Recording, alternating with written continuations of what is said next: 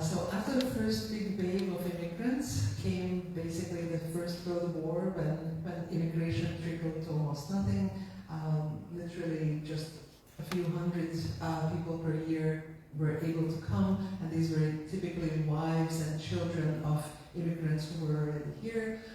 Immigration picked up after the First World War, but it did not go up back to the same extent as before the First World War, and that was partly because of the quota system that the United States started implementing to limit the incoming flow of immigrants from especially Southern and Eastern Europe. And so between 1920 and 1924, only about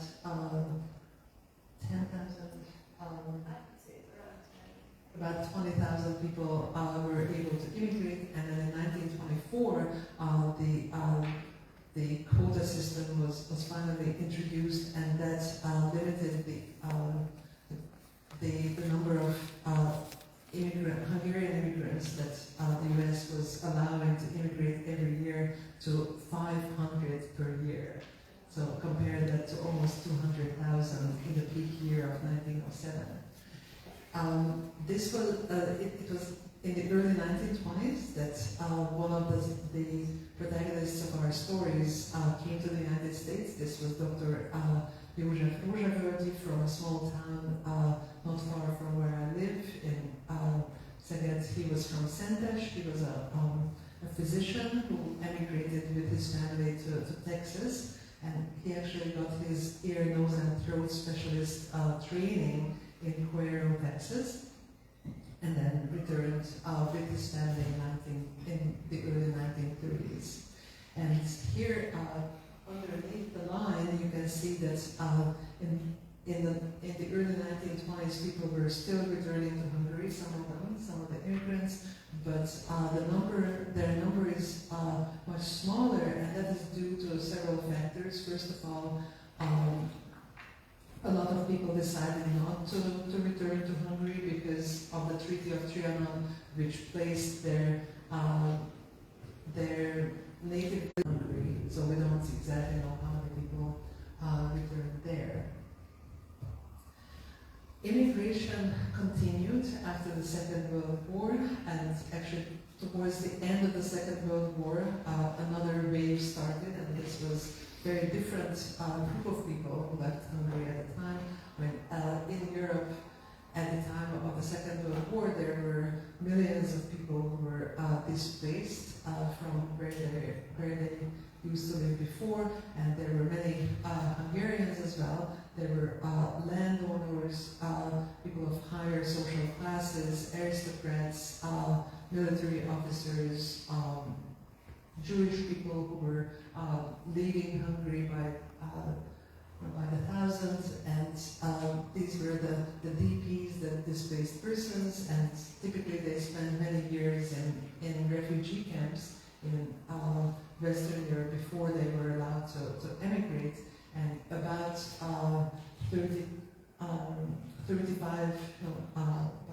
26,000 people were admitted into the United States, and our books chronicle their stories in 9 different chapters, and one of them is about Lajos Jókai, who was one of these DPs and left in the late 1940s.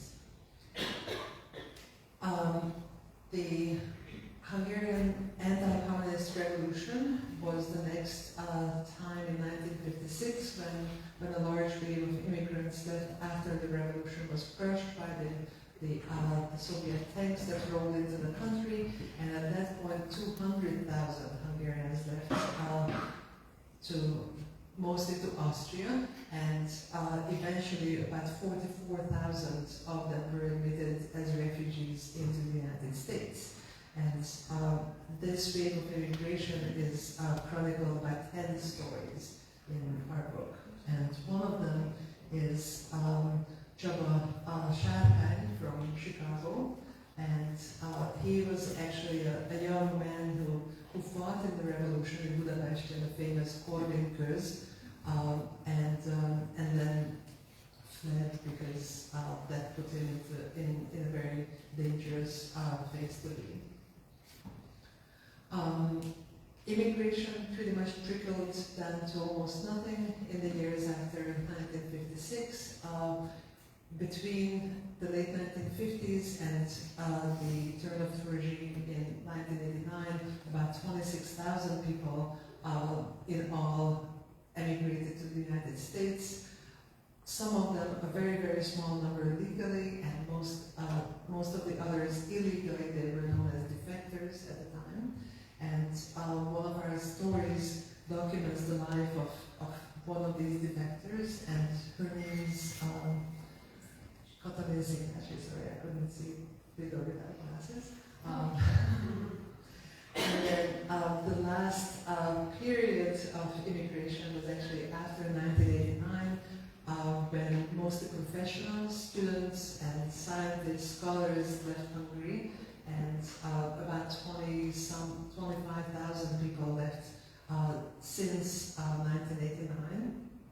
And actually my former classmate, Gabriela Sipos-Varga, is one of the authors. She ended up living in Washington, D.C. with her husband, who is an economist, and they came as temporarily because of his job, and now they're staying in the United States and raised 3 children, and because of that they're not planning to return. So if you look at the state of things today, what we can see is that there are about 1.4 million people in the United States who claim to be of Hungarian ancestry. But if you look at how many people actually speak Hungarian, that number is much, much lower. It's only 64,000. So contrast 1.4 million with 64,000. And if you ask me, what is the reason for that? I can tell you, as a linguist, that the key is what linguists call language shift. And language shift is the gradual displacement of the immigrant language by the majority language, which is of course English, starting with public domains of language use such as the workplace and school, and sometimes the church, and then friends, and finally the family. And the family, of course, is the last stronghold of the use of the Hungarian language.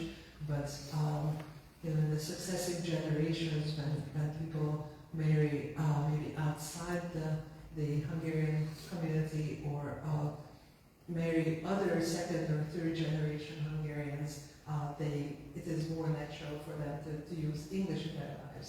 So that is why the number of Hungarian speakers is so relatively low today. And I guess the difficulty level of Hungarian doesn't help it much. No, it doesn't.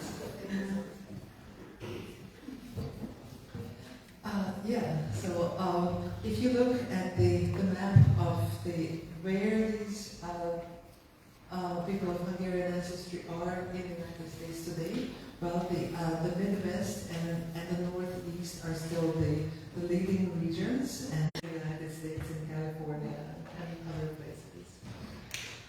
That's fascinating, thank you.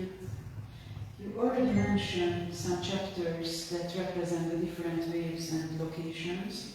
It would be also interesting to get some insights of some family stories. I know that we have here several authors who are present today. Story based on chronological order of emigration. So first I would like to call to the stand Alice Kraft, who wrote her family story in volume 1, but also Dexter, the other one is Rangers, who is an author of volume 1 and volume 2 as well, and in volume 2 she wrote about her grandparents' story. So Alice, we will just give you the mic and then, yeah, okay, great. The floor is yours, welcome. Hi everybody. I was going to give a little bit of a background. My grandparents were the most amazing people. They came from 2 different parts of Hungary. They met in New York City, right around here somewhere. And they just, fought really hard and did very hard work. They had a child early, and then they had my mother a lot later. And they just somehow, made their lives work.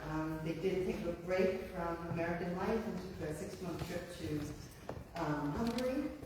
And then Romania, I guess part of Romania, since Katrina never really happened. And that's what I wrote about in the book. Different ways that life that I have found, I've had them for years, and I never knew anyone that could read them because of the ancient language, except for my friends over here. Helped me out tremendously. She's like, I have to read them. Oh, read them. So, the reason why people don't speak Hungarian is because it's really hard. Don't get me started on the pronouns. It's like, wow. So the picture there is one of, they lived in a small house and they had farmland and a larger house that they rented and to other farmers, and then the cooperative came in the 60s and took it away, and they just had that little house, which I just found a cousin that still lives in it. Oh. Right? It's just crazy. Another volume, I see that. That's why we call them living family chronicles, at least, because they just keep continuing.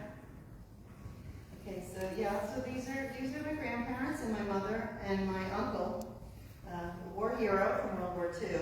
He was the one that took the trip with my grandparents back to the old country. He was very young, so we didn't remember a whole lot about it. He was definitely better in Hungarian. They always spoke Hungarian in front of us, and I started cracking the code a little bit. They moved in with us, and I was in kindergarten, and I had to go to speech because I used to say vowels and women. I used to want to talk like them because they do that. So they had this young older couple who's retired, and they had this 5-year-old who won't leave them alone. And that's me. I did a picture up of them dancing at my mother's wedding, my parents' wedding, and my grandmother loved to dance. My grandfather said, okay.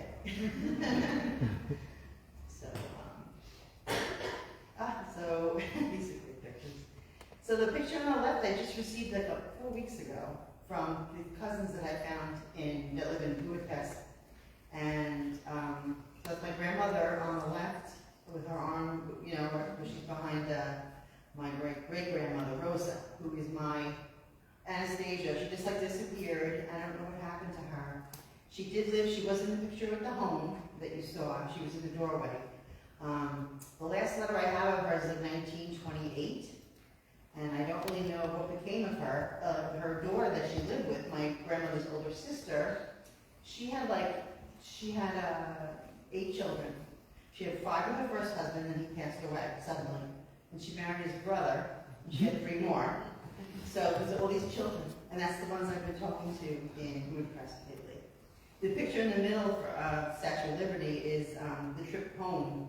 They came in on December 26, 1923, and there was a big wreath, I finally saw this picture my whole life, and I was able to put the pieces together and figure out that's what that was from, because I know they didn't have a camera coming over.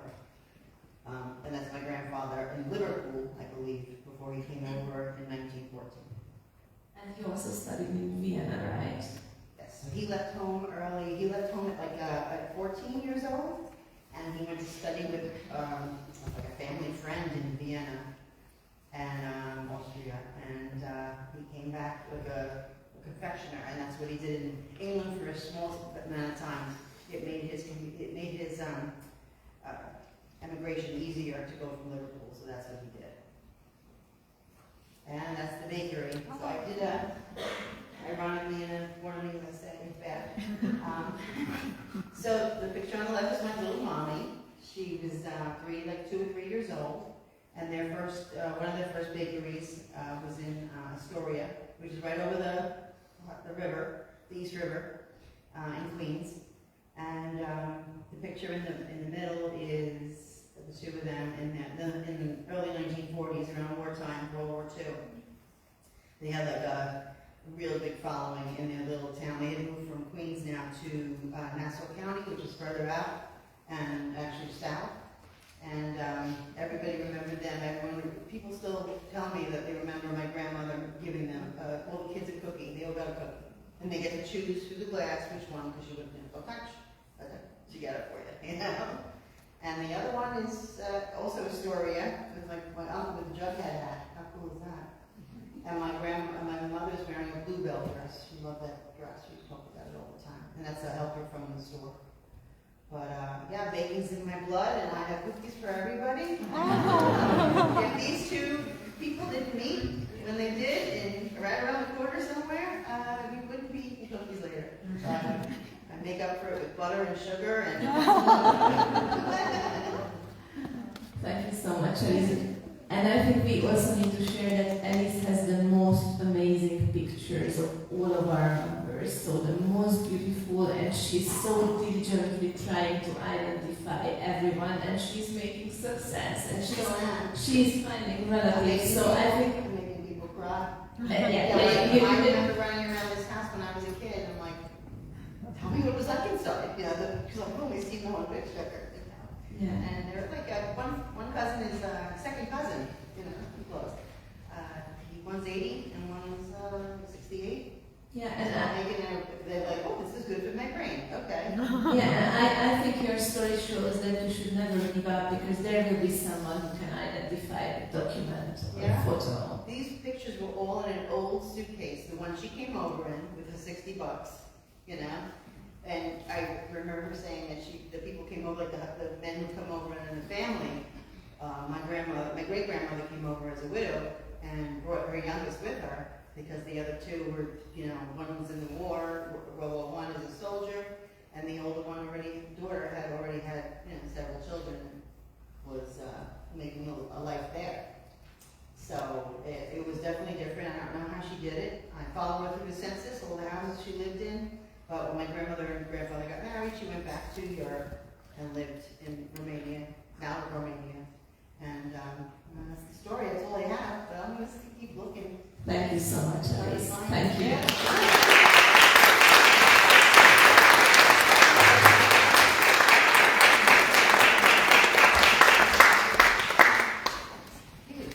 Next.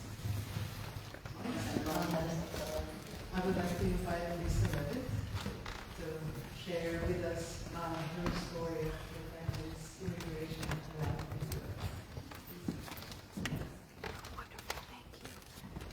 Hi everyone, I'm really happy to be here, and this project came along at just wonderful timing for me, because similarly I just found a number of materials that my family had gathered and saved that I didn't realize until I had more access to the various hidden drawers and closets of the apartment that I grew up in here in New York City. And I want to just commend the value of the community aspect of the project, and thank you to our hardworking editors who also have helped to translate and connect some of the dots. So many people connect to their heritage through food, through music, and for my family, it really was art. And my grandmother was fortunate to have talent in the arts and to study it, and you'll see from some of the photos, it was really just how we were surrounded. So I just want to offer that art is a form of nourishment. And I think that connection was part of what gave my grandmother to make some of the leaps that she made, and later on my mother as well.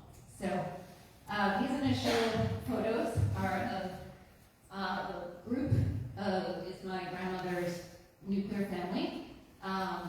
The great-grandfather Reinhard and my great-grandmother Hermina. Want to give a shout out that Hermina went against her Orthodox Jewish mother and picked Reinhard, and he actually gave up the dowry because they won true love, and it worked out really well. And I just want to, as a contrast, show the second photo was kindly shared by the Budapest Orthodox Jewish Archive.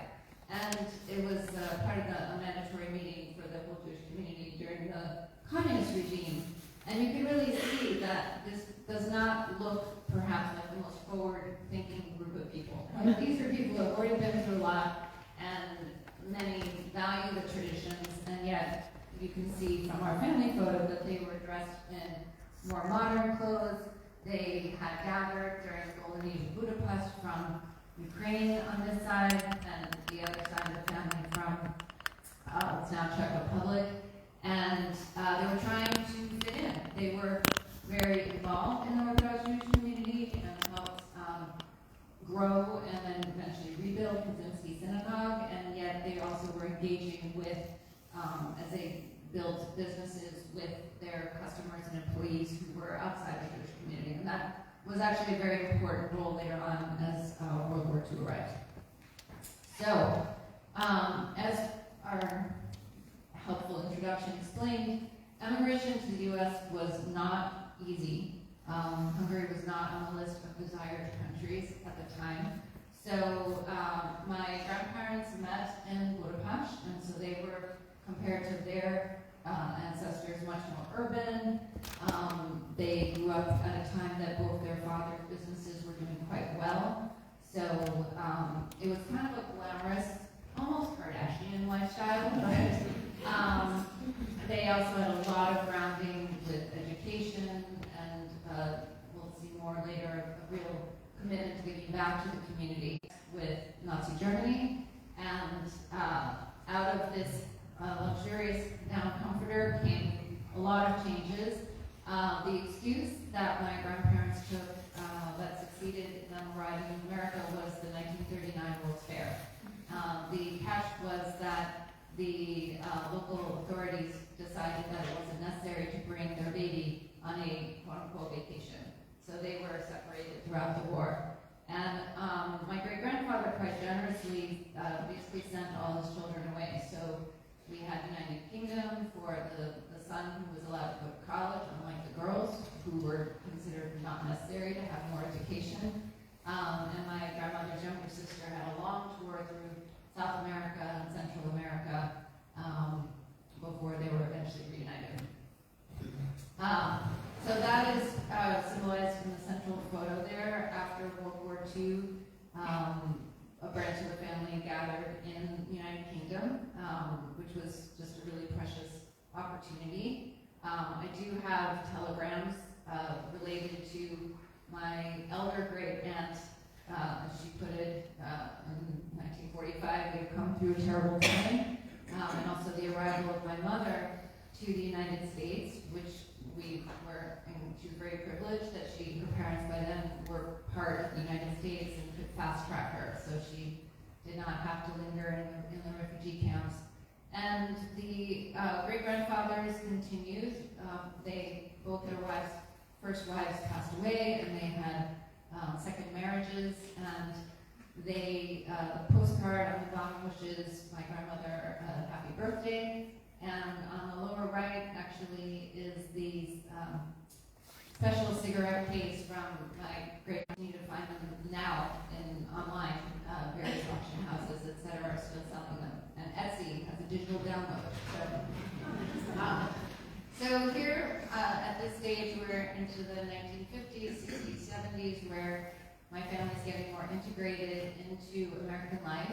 In the center, the Hungarian pattern is from my grandfather's import business. He had been a director of his father's company, which of course did not survive in our family under communism. So he started over, and he had a variety of import-export, but my grandmother saved a number of beautiful Hungarian designs. My grandparents were very active in United Hungarian Jews of America, which was a division of B'nai Zion, and the Americanized children teased them and said that the slogan was, Hungarians in America unite, you have nothing to lose but your accents. And I think that it's important from maybe a feminine power perspective that my grandmother worked incredibly hard to bring the community together, to unify, to raise money for causes they believed in. And I think for people coming, as was described in all these different waves of immigration, after some pretty shocking events that it must have been quite a really helpful reception to get plugged into a community that was having social events where you could find people who shared your culture, spoke your language, helped you to find a job, housing, people met and married, etc. So even though she was a traditional housewife and volunteer work, I think it really had an impact in the community, and it gave a lot back to her and frankly grew her leadership skills. On the right, my mother is with her mother next to art, and they spent many, many hours in all the museums of New York City. My mother was a graduate of music and art for fine arts, and she said, you know, the Metropolitan Museum was just an extension of her schooling. And then down at the bottom is me with my grandmother against the very stylish 1970s curtains. And then here we really see quite literally, my grandmother's flowering. So the painting on the upper left is by my grandmother. Below is the announcement of the new art gallery, and we see a progression. She started showing art out of her family apartment as Mrs. Leslie Fay, and then eventually, when she opened the gallery, she became Mrs. Elizabeth Fay. So although she very much remained a soft-spoken leadership style, she definitely was affected by the societal changes in the U.S. of feminism. And then the woman at the top with her is a well-known American pop artist, Rita Kent, who became a personal and professional connection and represented in my grandmother's gallery. She was one of the two people actually in New York City who amazingly represented someone who was a globally known artist. And Rita ran into trouble as a Catholic sister because she went too far with using art for social advocacy and in many very humorous and heartfelt ways. So they found a connection. Right below is a classic piece of Rita's art where she talked about love, and she really wanted to make spirituality part of people's everyday life. And I think that was an unusual combination of someone who had a Catholic American background and my grandmother coming from a European Jewish background, but they saw how Rita also really wanted to keep her art affordable, so she stuck with lithographs and prints, and I think it made my grandmother happy in the gallery to bring the art to more people.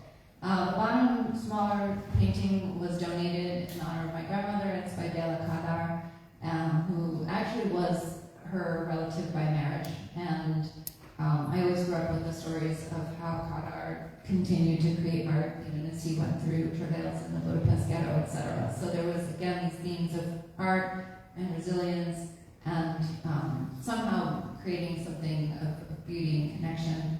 And the last photo is a group shot in front of the Brooklyn Bridge. And my ever-patient, non-Hungarian father, who spent many, many years and hours in and around the Hungarian community. So I'm really glad that we had the opportunity to share the stories in the book, and I look forward to reading the other 57 stories. Thank you so much.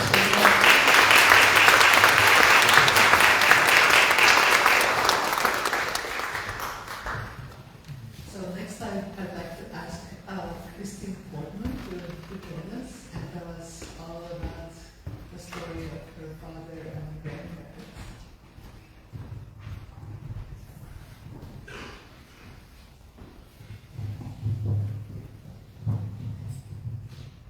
Thank you so much for this opportunity. I'm so excited that the family is here and that we're able to tell our stories.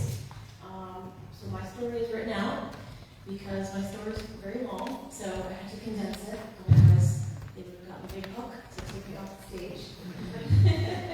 So I'm going to read it. Plus, there are some things that were pretty emotional in my story, so I wanted to make sure that it stayed on track when I was reading it. So here goes. In less than 24 hours, my grandmother, grandfather, and father fled Budapest on a weekday morning in the autumn of 1956. After my grandmother received life-threatening news. My grandmother, Gisela Ferenc Obernofer, was a Hungarian woman to the core with her innate duty to feed people. And 24 hours before her life would unknowingly change forever. She chose to feed sandwiches to resistance soldiers. See, this is why I wrote it out. She chose to feed sandwiches to resistance soldiers outside the back of the place where she worked. As a result, someone reported her actions, and her name was put on the list in her boss's office. Luckily, my grandmother's friend, who also worked with her in the kitchen, brought the boss's lunch that day and saw my grandmother's name on the list of on the top of that list. The list of land and the longing for reconnection is the immigration story of my grandmother, Gisela Ferenc Obendorfer, my grandfather, Imre István Obendorfer, and my father, Imre József Obendorfer. Being mindful of time, I will focus mainly on my grandmother for this story. This is the first time my grandmother's stories have been recorded chronologically, and it's also the first time I had to search deep into my mental collection of stories to organize and record her shared memories that were recounted to me over her lifetime. The stories of her life before immigrating to the U.S. came to me in pieces over time when something inspired her to share a memory. Usually while doing ordinary things like cooking, watching television, or driving in the car, my grandmother would reminisce about her childhood growing up in the village of Dent in Hevesh County. Born in 1928, she was one of 5 children living a happy life and carefree childhood in the village, and she would tell me stories of school, her siblings, and family life, which would of course prompt me to ask follow-up questions like, how did you keep food cold in the winter? Or why does your mother always wear a black dress? By sharing stories of her childhood and her pre-immigration days, I now realize that her stories that she shared with me were her way of preserving her memories of the life she left in Hungary. So, yeah, I think we could go to the next one. After a mostly tranquil teenage life in the village, my grandmother's life transitioned into hiding with her sister to avoid passing troops that were sweeping through the villages during World War II. She became a wife after the war when she married my grandfather, and then she was a grieving mother when she lost her first child at 6 months old. After the death of their first child, a daughter also named Gisela, my grandparents moved to Budapest to be closer to my grandfather's family because they were not going to take the chance of living too far away from modern medical facilities once they would hopefully be blessed with another child.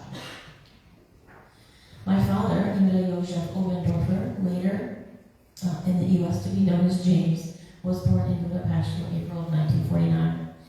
My grandparents and father continued to live mostly a tranquil and fulfilling life in the 11th district of Budapest for the next 7 years. To say that life was perfect during that time would be sugarcoating her memories. One story that she recounted about a terrifying moment that happened a few weeks prior to her sudden escape as the 1956 uprising was heating up around them, is when she told me. Through conversation while cooking, she told me that when the artillery fire was happening close to her house, my 7-year-old father clung to her leg while she was cooking, crying out to not let him die. I asked her why she didn't stop cooking to comfort my dad, and she said that of course she comforted him, but with one hand. She needed to keep stirring the dinner on the stove with the other hand because, as she said, that if they didn't die from the artillery fire, the family would still be hungry for dinner. She always made a joke of things. I guess that's how you get through. So, yeah.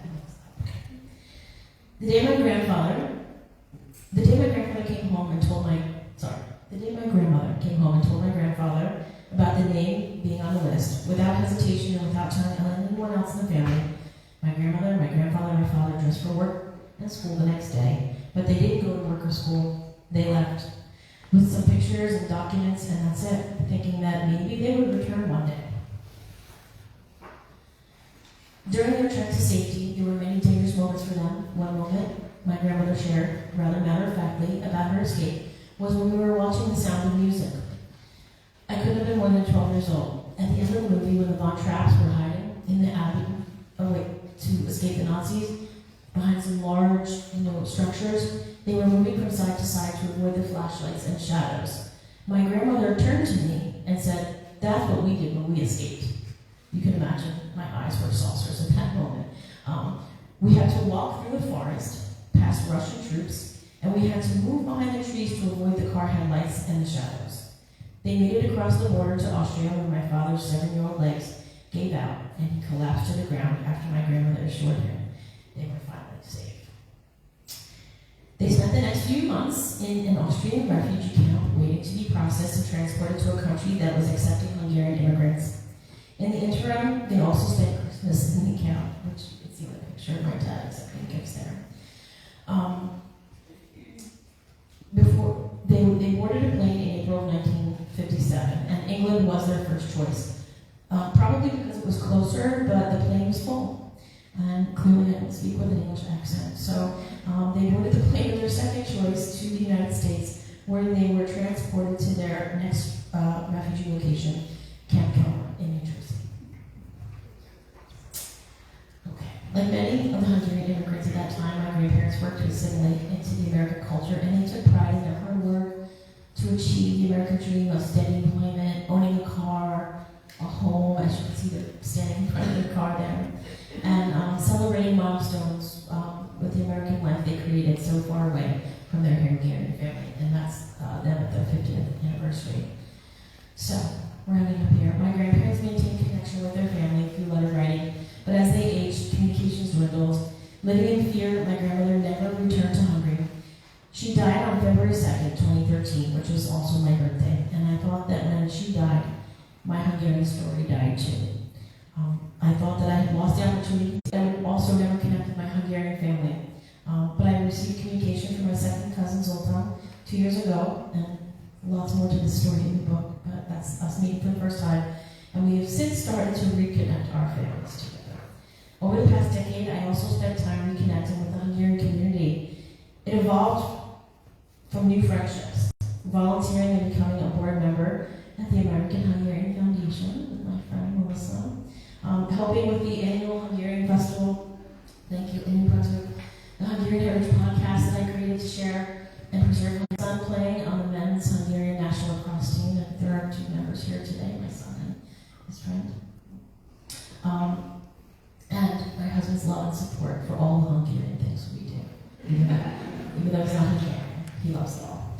And it all happened, most importantly, because of my family's immigration story. So, after writing this story for the Hungarian Roots and American Dreams volume, I realized that all the memories, the loss and the memories were always there. And her immigration story wasn't just hers, it became all of ours too. These stories are important to share and to preserve for the next generation. Lastly, in addition to all the memories, I carry with me the tenacity and the inspiration that if my grandmother could survive World War II, the Hungarian Revolution, and rebuilding a life in a new country, I can manage all the things in life that come my way. I know she looks down on me and my family with love and pride.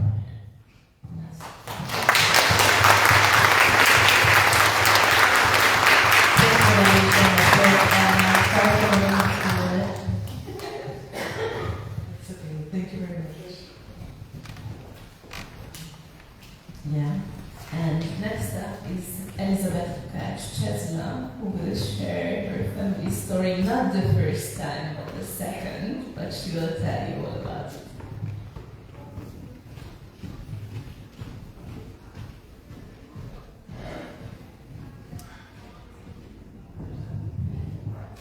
This is wonderful to see how many of you came today. Thank you all for being here. And thank you for this project and inviting me to be a part of it. We have another grandmother story. So I would focus on my grandmother, but you can go to the next slide. Yeah. Both of my parents came from Hungary. And you see here my mother on the left, who was 3 when she left at the end of World War II. In this photo, she's about 17 and dancing at a folk dance in Venezuela, in Caracas, where she grew up. About the same time, my father spoke when he arrived in Camp Kilmer as a refugee from the Revolution of Freedom Fighter. And in the middle is me with them. And then I tell my father's story in another book, but I will share here my grandmother's story from my mother's side. So my grandmother, Elizabeth Elliott, was born in 1912, and this isn't a photo of her parents. I wish it were. This is a photo of my grandfather's parents, because my grandmother's parents, we don't have very many photos of them. Her father, my great-grandfather, he passed away in World War I when she was little, right? So she was born in 1912, he passed away in the war, she didn't know him. And my great-grandmother died when my grandmother was 14. So she became very independent at a very young age. And we don't really know a whole lot about the rest of her teenage years, but we do know that she loved to work with children, and she wanted to be a teacher. And so the document you see here is her teaching certificate, which she earned at the Ketchikan Teaching School. The first photo here is of my grandparents and their wedding day in 1939. My grandmother, after getting her teaching certificate, unfortunately could not find a teaching position. So, being the go-getter that she was and doing what needed to be done, she went and learned to type and take shorthand, and she became a secretary at Buda Castle in the office of the Prime Minister. And shortly thereafter, she met my grandfather, who was a doctor for the Red Cross, and they were married. They bought a house in Pest, where my aunt and my mother were born. My mother was born in 1941, so there was, of course, the war that came, and it wasn't long before they had to leave. So this is really the, I might need to look at my notes so that I don't want to get too caught up in the story.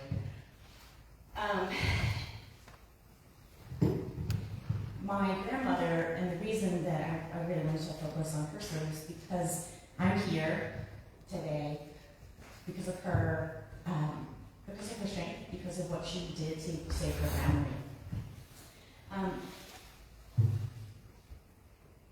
My grandfather, being a doctor, had actually been requisitioned to, during the war, to serve, and she was able, because of her position in the government, as the secretary there, because of what she knew and how well she was liked, she was actually able, in December of 1944, as the bombing was intensifying, the Allied bombing of the city was intensifying, and as the Soviet troops were encircling the capital, she knew that she had to do something, and that she could do something to save the family. So she was able to now get him requisitioned to be the doctor on the government evacuation train. And so, not only that, but she was also able to get permission to bring the family along so that they could all go together. So tens of thousands of Hungarian citizens died, and really the devastation, you can see in the bottom over there on the right, that's what Budapest looked like after the siege, just a few months after they left. So it was, a miracle that they got out in the way that they did. But on the train, escaping on the train was bombed by Allied planes. And so the train stopped. My grandmother got my mother and my aunt, and they fled with the other passengers into the woods. But my grandfather, the doctor, stayed on the train. I'm just like, my grandparents were they didn't talk a lot. Like I know a lot of us with the Hungarian parents, grandparents, they didn't talk so much about the past, right? But this is the one story that everybody knew. My grandfather stayed on the train, you could see there, and ended up in Austria, and then onward to Germany for 2 years in a DP camp there. My grandfather was able to secure passage to them to Paris, and then from there they ended up in Venezuela. Does anybody have family that ended up in South America? Yeah. So that's where her heritage was so important to her. She didn't want to keep it just in her heart. She wanted it to be in the community, to make it, to bring it there, to bring it with her as much as she could. So as soon as she got there, she founded a Hungarian, the exact name of the Hungarian Ladies Association, and their purpose was to help other immigrants and refugees who arrived there, and then she co-founded the Hungarian Scouts in Exteris in Venezuela, became the first Girl Scout commander, and for the next decade led dozens and dozens of, organized dozens and dozens of balls and excursions and, all the scout things.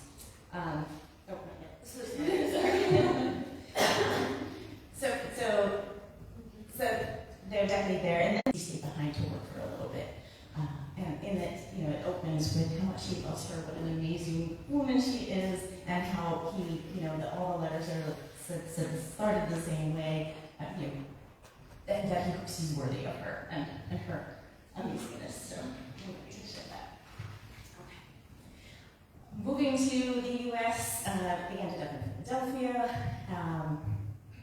and she continued her scouting, her service here, helping to establish the Scouts in Philadelphia and in New York. And so on the bottom right, this was the first Scout ball in New York City. At the top is at a performance at a Reformed church that she had actually sewn an emblem on the flag there.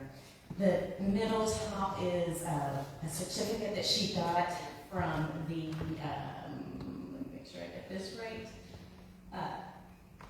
National Federation of Hungarian Americans, honoring her for her extraordinary commitment to the Hungarian people.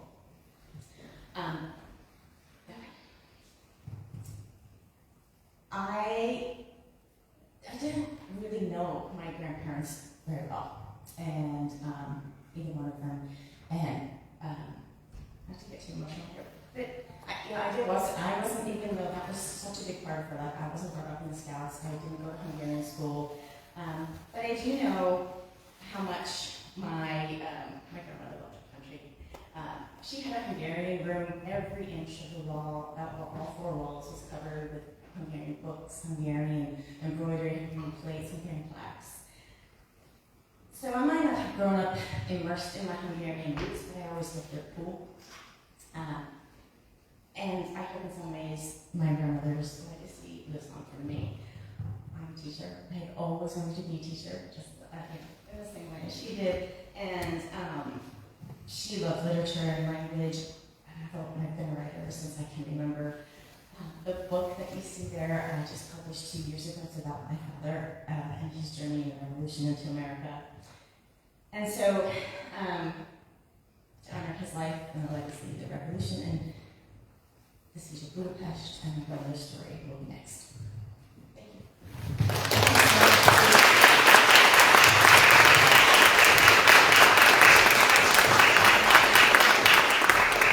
Okay, so we will speed up, but we also have 5 more authors present that we want to celebrate. So I would like to ask each of you to come out to the stand just for a quick handshake. So first on Lisa Vovos, please.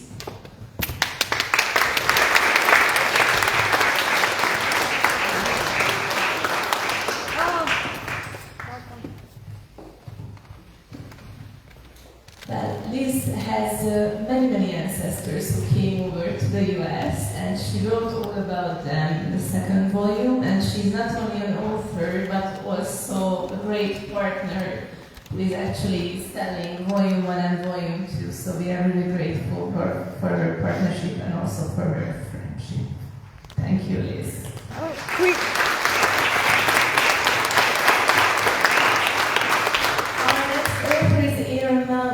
not only wrote about his family story in volume 2 but also in volume 1, and he participated on the volume 1 book launch in Szeged, and he made his presentation in Hungarian, although he's a 4th generation Hungarian. So Jörn, thank you so much.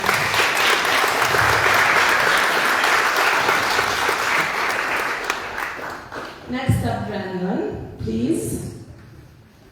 Brandon wrote about his family story. It's also a multi-generational story, and as you can see, we have young people researching their family story, learning the language, and it's so great to see that. So thank you so much.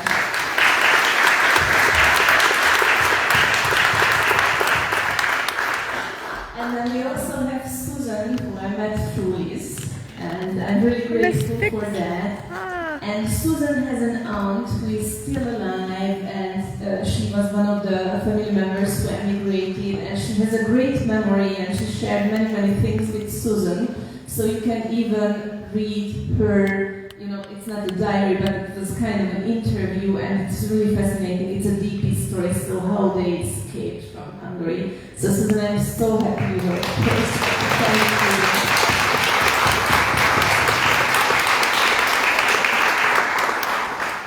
And we are running out of time, so we will be quick, but as for closing, we are really grateful for all of you